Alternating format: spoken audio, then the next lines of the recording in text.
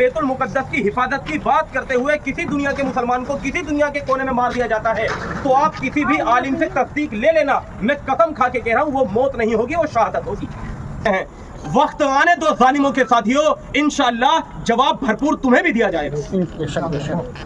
بیت المقدس کو بچانے کے لیے ہمیں اپنی جان کی بھی قربانی دینی پڑے تو میں قسم کھا رہا ہوں اللہ پاک کی، اگر بیت المقدس کی حفاظت کے لیے کوئی دنیا کا مسلمان مارا جاتا ہے یا بیت المقدس کی حفاظت کی بات کرتے ہوئے کسی دنیا کے مسلمان کو کسی دنیا کے کونے میں مار دیا جاتا ہے تو آپ کسی بھی عالم سے تصدیق لے لینا، میں قسم کھا کے کہہ رہا ہوں وہ موت نہیں ہوگی، وہ شہادت ہوگی۔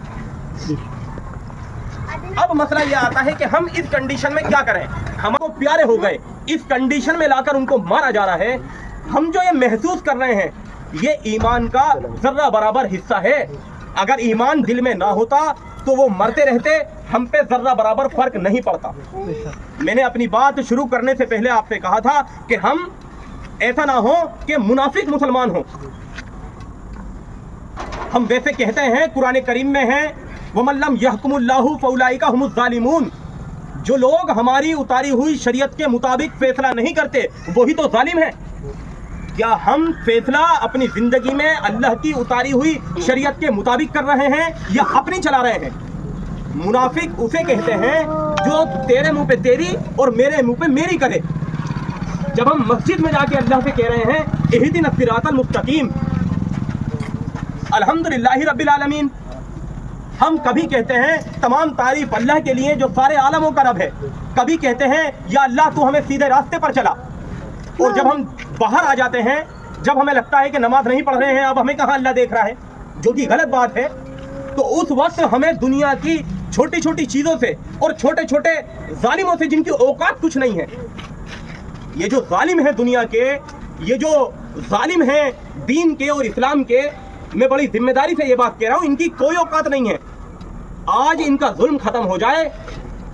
جن پر ظلم ہو رہا ہے اللہ انہیں نواز دے، ان پہ طاقت آ جائے، ان ظالموں کو، ان مظلوموں کے سامنے میں رکوع کرتے ہوئے دکھا دوں گا۔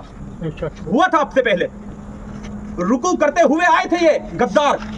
یہ احسان فراموش رکوع کرتے ہوئے آئے تھے۔ انہوں نے کہا تھا فلسطین کی زمین پر ہمیں تھوڑا سا ٹکڑا دے دو۔ فلسطین کے مسلمانوں کا دل بڑا تھا، پوری دنیا کے مسلمانوں کا دل بڑا ہوتا ہے۔ مسلمان کی چوکھٹ پہ اگر کوئی آ جائے اپنی فریاد لے کر تو مسلمان ہم کے اپنے گھر کے دروازے کھول دیتا ہے، اپنے دسترخوان بچھا دیتا ہے۔ مسلمانوں کا دل بڑا تھا، ان احسان فراموشوں کو، ان غداروں کو مسلمان نے اپنے گھر فلسطین میں جگہ دے دی، اور انہوں نے وہاں پر قبضہ کرتے ہوئے آج سمٹ کر وہ لگ بھگ 43 کلومیٹر کا ٹکڑا رہ گیا ہے جسے غازہ کہتے ہیں، اور اس غازہ پر بھی انہوں نے اتنی بمباری کری ہے کہ آج اسے راکھ کا ڈھیر بنا دیا ہے۔ جب پوری انتہا پار ہو گئی،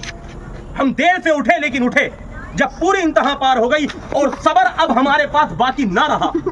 تو اب ہم اٹھے ہیں، اور ظالم کو یہ بتانے کا وقت آ گیا ہے کہ اگر تو یہ سمجھتا ہے کہ مسلمان قوم بزدل قوم ہے اور اس قوم میں ایسی بچیاں پیدا نہیں ہوئی ہیں جو تیری آنکھوں میں آنکھیں ڈال کر تجھے للکار سکے، تو یہ وہ وقت ہے۔ اب بتانا ہے اسے کہ ہماری قوم میں وہ بچیاں پیدا ہیں جنہوں نے ہمیں جنم دیا ہے، وہ ہماری مائیں ہیں۔ ہم آ گئے ہیں بیت المقدس پر اپنی جان قربان کرنے کے لیے۔ اگر تم ظالموں کا کوئی پوری دنیا میں چمچا بیٹھا ہے اور وہ چمچا ہمیں رکانے کی کوشش کرے، تم ظالموں کا کوئی ناپاک کہیں اولاد بیٹھی ہوئی ہے اور وہ ناپاک اولاد پوری دنیا میں الگ الگ بیٹھ کر خوش ہو کہ ہاں دیکھو غازہ میں گھر توڑ دیے، مسلمانوں کے گھر توڑ دیے، اگر کوئی پوری دنیا میں بیٹھ کر ان ظالموں کا چمچا، ان ظالموں کی ناپاک اولاد خوش ہو رہا ہے تو ان خوش ہونے والوں سے بھی ہم کہہ دیتے ہیں وقت آنے دو ظالموں کے ساتھیوں، انشاءاللہ جواب بھرپور تمہیں بھی دیا جائے گا۔ تو آپ لوگوں سے گزارش کرنی ہے، اور کرنے کے لیے آیا ہوں، کیا کرنی ہے آپ لوگوں سے گزارش کرنے آیا ہوں اللہ کا واسطہ دے کر۔ حافظ